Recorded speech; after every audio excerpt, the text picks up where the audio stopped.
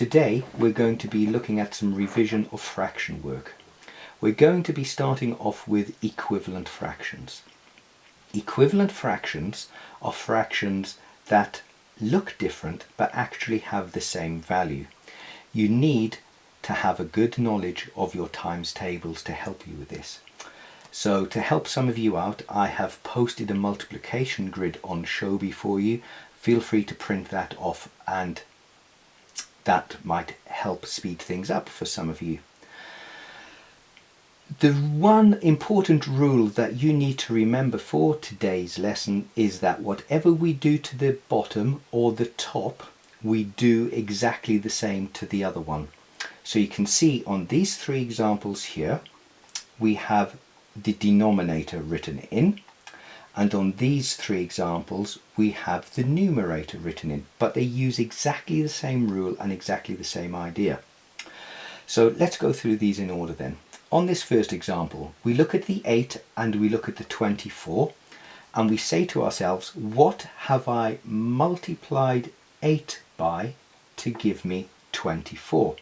And the answer is 3. So the rule is this: whatever we have multiplied the denominator or the bottom number by, we must multiply the numerator or top number by exactly the same. So we've multiplied by 3, so we multiply the top by 3, and 3 times 1 is 3. You use that exact same idea for the rest of them. So when we're here, we look at the 7 and the 21, and we say, what have I multiplied 7 by to get 21? The answer is 3. That means I multiply the top number by 3. So 2 times 3 gives me 6.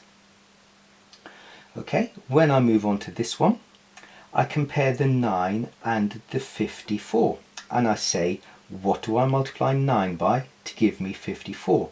The answer is 6, which means that I must multiply the top number by 6. So 4 6's give me 24. Okay, and then these become the answers. Over here, exactly the same idea, but what we're doing is we're comparing the numerators now, or the top numbers. So again, I'm going to draw the arrows in to help you. So I say, what have I multiplied 7 by to get me to 49? The answer is 7. So that means I must multiply the bottom number by exactly the same number. So that gives me 12 7s, and 12 7s are 84. So that gives me 49 84ths. On to question 5.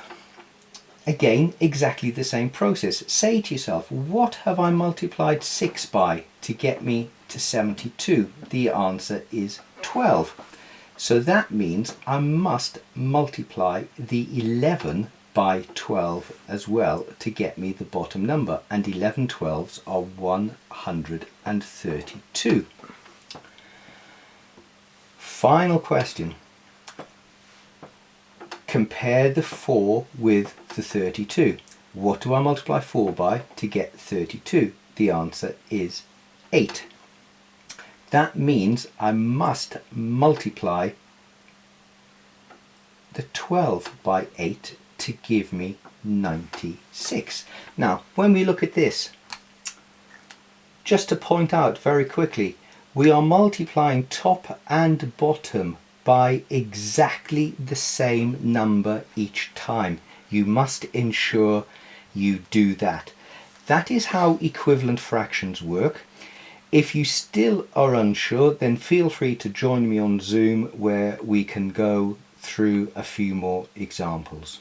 Okay, but that's how we deal with equivalent fractions.